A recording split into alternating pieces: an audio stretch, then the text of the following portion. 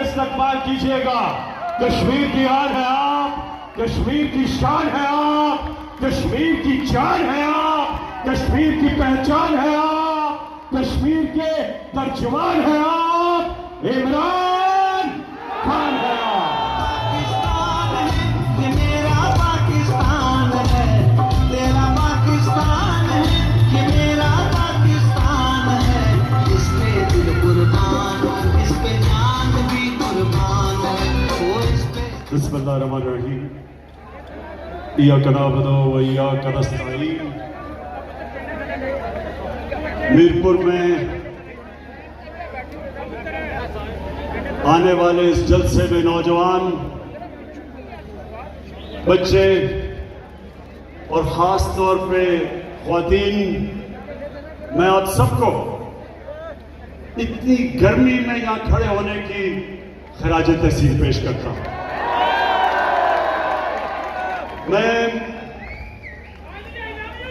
मैं नौजवानों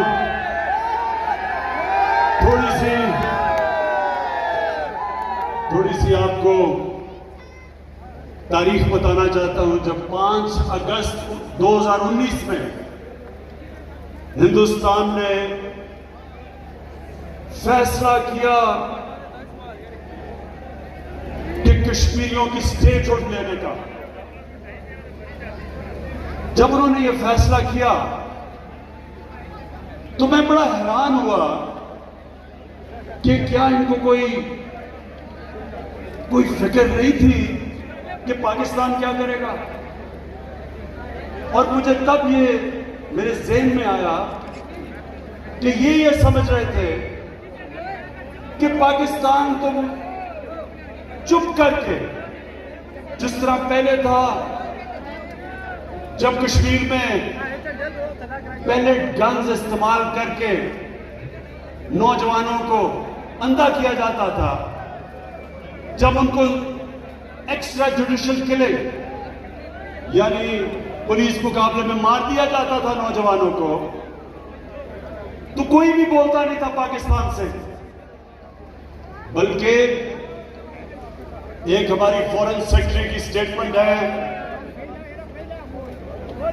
कि नवाज शरीफ का हुक्म था कि कोई हिंदुस्तान की तनकीद नहीं की जाएगी। जब वो हिंदुस्तान गया नवाज शरीफ, तो हुर्रियत के लीडर से इसलिए नहीं मिला कि नरेंद्र मोदी नाराज ना हो जाए। तो नरेंद्र मोदी गलतफहमी में था, वो समझ रहा था कि अभी भी जिस तरह नवाज शरीफ के दौर में पाकिस्तान चुप करके, हिंदुस्तान से डर के कुछ बोलता नहीं था, तो इस तरह भी 5 अगस्त को चुप करके पाकिस्तान हजम कर जाएगा।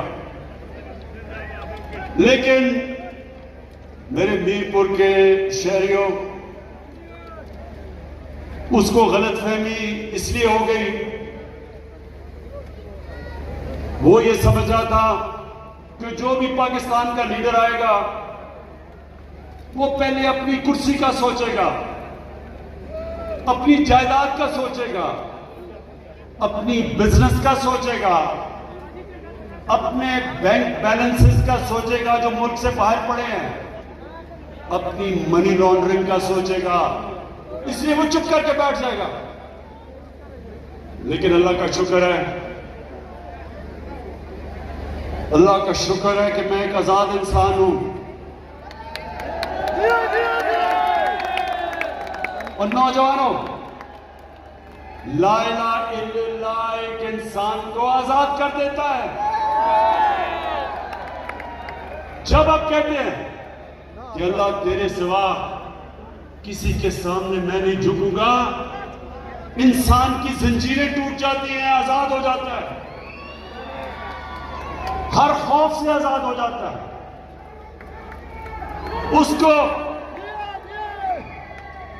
उसको ना किसी का खौफ होता है, ना वो समझता है कि कोई उसको जलील कर सकता है। जिंदगी मौत को जानता है अल्लाह के हाथ में। और रिस्क भी अल्लाह के हाथ में है, इसलिए वो आजाद इंसान होता है। और आजाद इंसान कभी किसी की गुलामी नहीं करता। मैंने, और मुझे इस चीज का फख्र है कि कश्मीर का जो मैंने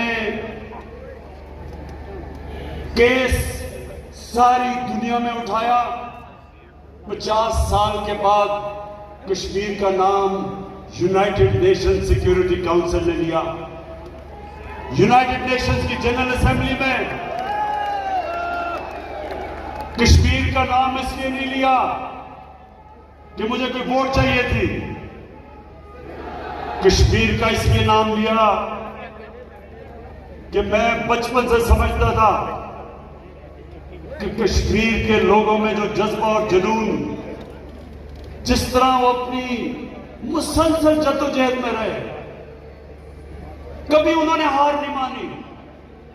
कत्लेआम हुई कश्मीर में, 1 लाख कश्मीरी शहीद हो चुका है, लेकिन वो हार नहीं माने। बचपन से मैंने फैसला किया था कि अल्लाह जब भी तूने मुझे मौका दिया, मैं कश्मीर का केस सारी दुनिया में लड़ूंगा। और मेरे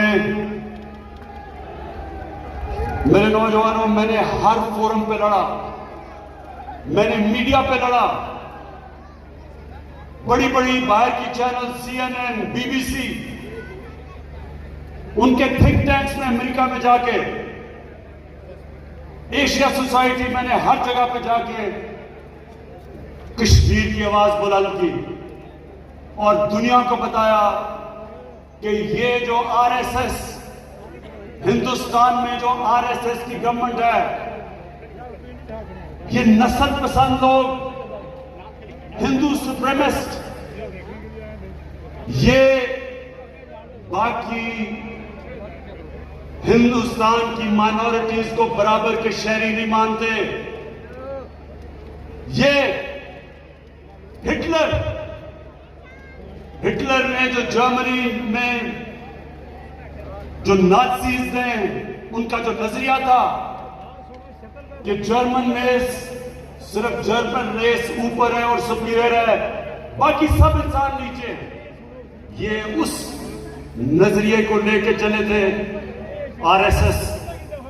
और RSS ने सिर्फ मुसलमानों पे, हिंदुस्तान पे जुल्म नहीं कर रहे, उनके जो क्रिश्चियन हैं, जो सिख हैं, सिखों की जो कत्लेआम हुई थी हिंदुस्तान में, और उनकी जो लोअर कास्ट है, दलित हैं, ये किसी को भी बराबर के शहरी नहीं समझते। और इस नजरिए की वजह से नरेंद्र मोदी ने कश्मीर पे 5 अगस्त का जो कदम उठाया, क्योंकि वो समझते हैं कश्मीरी बराबर के इंसान नहीं है, वो कश्मीरियों को बराबर के शहरी नहीं समझते। वो समझते हैं कि कश्मीरियों को जब ये डंडा दिखाएंगे, जब जुल्म करेंगे, ये घुटने टेक देंगे। तो आज हम अपने मकबूजा कश्मीर के दलेर नौजवान, मैं आज इधर से आपको सलाम पेश करता हूं। दुनिया में नहीं कोई समझता था कि 8 लाख फौज इन्होंने 90 लाख कश्मीरियों पे लाके बैठा दी। कोई और दुनिया में कोई और इंसान होते, उन्होंने घुटने टेक देने थे, लेकिन कश्मीरी एक दलेर कौम, एक अल्लाह में मानने वाली कौम, एक ला इलाहा इल्लल्लाह के मानने वाली कौम, जिस तरह उन्होंने मुकाबला किया, कश्मीरी मकबूजा कश्मीर के लोगों, मैं आज आपको पैगाम दे रहा हूं कि सिर्फ आपने पाकिस्तान में हम सबका सर फख्र से बुलंद नहीं किया, और भी दुनिया में जो जिन लोगों पे जुल्म हो रहा है, जो फलस्तीनी है, जो इसराइली उन पे जुल्म कर रहे हैं, वो भी आपकी तरफ देख रहे हैं और आपको सलाम कर रहे हैं। अल्लाह कहता है कि कुरान में कि हर मुश्किल के बाद मैं आसानी पैदा करता हूं। अल्लाह का वादा है ईमान वाले लोगों के लिए कि हर मुश्किल के बाद मैं आसानी पैदा करता हूं। ये खुशखबरी है कश्मीरी आपके लिए, आपके सब्र के लिए। जिस तरह का आपने सब्र दिखाया, इंशाअल्लाह वो दिन दूर नहीं, क्योंकि हिंदुस्तान ने जो करना था आपसे कर लिया। अब सारी दुनिया देख रही है। ये जो कश्मीर की डेमोग्राफी बदलना चाहते हैं, बाहर से लोगों को आके कश्मीर में बसाने की कोशिश कर रहे हैं, मैं आज हिंदुस्तान को कहता हूं कि आप नाकाम हो जाएंगे। दुनिया देख रही है। जिनीवा कन्वेंशन के मुताबिक ये वॉर क्राइम है। एक ऑक्यूपाइड टेरिटरी के अंदर डेमोग्राफी बदलना, यानी पॉपुलेशन की, आपने अगर बाहर से हिंदू लाके बसाए और उसको बदलना, ये और अब मीरपुर के लोगों 25 जुलाई को मैं सिर्फ फिर से आपको एक चीज कहना चाहता हूं। मैं जिस जलसे में जाता हूं मैं एक ही चीज कहता हूं, जो भी वोट डालने जाए 25 जुलाई को, वो एक सवाल पूछे वोटर से कि क्या जिस पार्टी के लिए आप वोट डाल रहे हैं उसका जो सरबराह है, क्या वो सादिक और अमीन है या वो चोर है? ये आपने इसलिए पूछना है कि जितना मर्जी ईमानदार कैंडिडेट भी हो, जितना मर्जी ईमानदार कैंडिडेट हो, जिस भी जमात में हो, लेकिन अगर उस जमात का सरबराह 2 नंबर हो, करप्ट हो, मनी लॉन्ड्रर हो, चोरी करके मुल्क का पैसा लंदन में ले गया हो, बड़े बड़े महलों में रहता हो चोरी के पैसे पे, जितना मर्जी ईमानदार वो कैंडिडेट हो, वो पार्टी होगी करप्ट, वो होगी 2 नंबर, क्योंकि जो सरबराह होता है वो होता है पार्टी के अंदर। और अगर तहरीक इंसाफ का कोई कैंडिडेट आप समझते हैं कि 2 नंबर है, हो सकता है कि तहरीक इंसाफ में भी हमने किसी 2 नंबर को टिकट दे दिया हो, मैं कह नहीं सकता, लेकिन मैं आपको ये यकीन दिलाता हूं कि कभी भी जो भी नीचे आ गया, अगर मैं खुद चोरी नहीं कर रहा और पैसे नहीं बना रहा, तो मैं उसको कैसे पैसे बनाने दूंगा? मैं उसको चोरी कैसे करने दूंगा? वो तो तब अगर मैं खुद चोरी कर rहा हूं तो मैं फिर आंखें बंद कर लेता, कोई नीचे भी सारे खाए, मैं भी खाता हूं, बल्कि चोट तो नहीं लगी किसी को, वहां नहीं लगी, माशाल्लाह कश्मीरी जान है, तकड़े हैं लोग। अच्छा, तो वो ऐसे है कि ये जो 2 बड़ी पार्टी 30 साल से इस मुल्क को नोच रही थी, इनके जो लीडर हैं ये करते क्या है? क्योंकि ये खुद पैसा बना रहे होते हैं, ये दूसरों को भी जो इनके नीचे हैं, पंजाबी का लफ्ज है कि उनको भी काना कर देते हैं, उनको भी बनाने देते हैं पैसा, ताकि हमाम में सभी नंगे हो, ताकि कोई इनको कह कुछ ना सके। तो नौजवानों, आपने तब्लीग करनी है 25 को वोट। देखिए, वोट से आप अपने मुल्क का, अपनी कौम का आप मुस्तकबिल बदल सकते हैं। वोट कभी ना सोचें कि मेरी दोस्ती है, मेरा खानदान है, मेरी बरादरी है, मेरा कबीला है, इस तरह कभी ना सोचा करें। हमारा मुल्क कभी अजीम मुल्क नहीं बनेगा। हमारे नबी सल्लल्लाहु अलैहि वसल्लम ने मदीना में आके मुख्तलिफ कबीले थे, आपस में लड़ते थे। हमारे नबी सल्लल्लाहु अलैहि वसल्लम ने एक बड़े नजरिए पे सबको इकट्ठा कर दिया, एक बड़ा नजरिया दिया, ला इलाहा इल्लल्लाह मोहम्मद रसूलुल्लाह।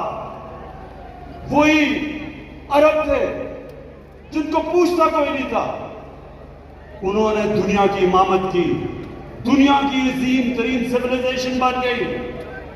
कई सदियों तक दुनिया का सबसे बड़ी सुपर पावर बन गए। लेकिन पहले उनको इकट्ठा किया, उनके इख्तिलाफात खत्म किए, बड़ी सोच दी, बड़ी ख्वाब दी, बड़ा नजरिया दिया। तो 25 तारीख को इससे बालाता रोजाना दोस्तियों से, खानदान से, रिश्तेदारियों से नजरिया बढ़ा है। सिर्फ एक चीज देखना कि क्या जिसके लिए आप वोट डालने जा रहे हैं उसका लीडर सादिक और अमीन है या नहीं है। करप्ट लीडरों को आप वोट देंगे तो दुनिया में चले जाएं। आखिरी बात करने लगा, ये अजमा ले। अच्छा ख्वातीन, वैसे मैं आपको दाद देता हूं, इस गर्मी में आप आई हैं, खराज तहसीन पेश करता हूं आपको। अपने मोबाइल फोन से सुन लें, आखिरी बात, अपने मोबाइल फोन से आप ये देखें कि कौन सी दुनिया में खुशहाल मुल्क है और कौन से वो मुल्क है जिन्हों में सबसे ज्यादा गुर्बत है। वसाइल की वजह से ना वो मुल्क आपको खुशहाल मिलेगा और ना गरीब मिलेगा। वसाइल की वजह से लोग ना अमीर होते ना गरीब नहीं होते। जिस मुल्क में कानून की हुक्मरानी होती है, इंसाफ होता है, जिसके सरबराह कानून के नीचे होते हैं, आप अपने मोबाइल फोन में देख लें, वो सारे मुल्क खुशहाल हैं। और दूसरी तरफ जिन मुल्कों में जितने मर्जी वसाइल हो, उसके बावजूद जिनके लीडर, जिनके प्राइम मिनिस्टर, जिनके प्रेसिडेंट वो भी करप्ट हो, मुल्क से पैसा बाहर भेजे, बड़े बड़े महलात हो बाहर, कानून से ऊपर हो, बेचारा गरीब आदमी जेल में और बड़े बड़े डाकू एनआरओ लेके बाहर फिरे। वो सारे मुल्क गरीब होते हैं, उन सारे मुल्कों में गुर्बत होती है। ये है जंग पाकिस्तान की, ये है जंग कश्मीर की। ये जंग ये है कि हमने ताकतवर डाकुओं को कानून के नीचे लेके आना है। हमने कानून की हुक्मरानी कायम करनी है। हमने आम आदमी को जुल्म से रहा करना है। ताकतवर जालिम जो जालिम है, जुल्म का निजाम खत्म करना है। इसलिए हजरत अली रज़ी अल्लाह ताला ने कहा था कि कुफर का निजाम चल जाएगा, लेकिन जुल्म और नाइंसाफी का निजाम नहीं चल सकता। तो इसलिए 25 को जरूर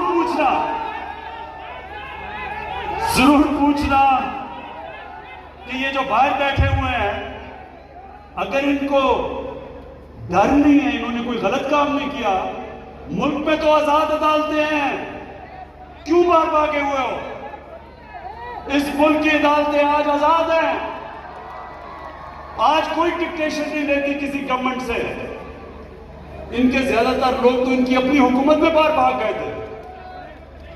ये जो इसहाक डार और ये जो नवाज शरीफ के बेटे, ये तो पहले ही बाहर भाग गए थे। डर लग गया था कि इमरान खान आ रहा है, एनआरओ नहीं मिलेगा, पहली बार भाग गए। तो इनसे पूछे कि आप आज मुल्क से बाहर क्यों बैठे हैं? क्यों नहीं आके अदालतों पे खड़े होते? क्यों नहीं अदालतों में आके अपनी सफाई पेश करते? मेरे ऊपर जब इन्होंने इंतकामी कार्रवाई की, मुझे सुप्रीम कोर्ट में लेके गए। मैं तो मुल्क से बाहर नहीं भागा, मैंने सुप्रीम कोर्ट में खड़े होके 8 महीने एक एक चीज का जवाब दिया। जो इन्होंने मेरे से सबूत मांगे, एक एक सबूत दिया मैंने। हालांकि मैं तो एक खिलाड़ी था, उसके बावजूद मैंने अदालत में सारे जवाब दिए। मैं बाहर इसलिए नहीं भागा क्योंकि मैंने चोरी नहीं की थी। ये बाहर इसलिए भागे हुए हैं कि 30 साल से मुल्क को लूट रहे थे। तो नौजवानों, मेरे मीरपुर और कश्मीर के लोगों, 25 तारीख को हमने फैसला करना है कि इंशाल्लाह बल्ले को वोट लगा के एक नया कश्मीर खड़ा करना है इंशाल्लाह पाकिस्तान जिंदाबाद।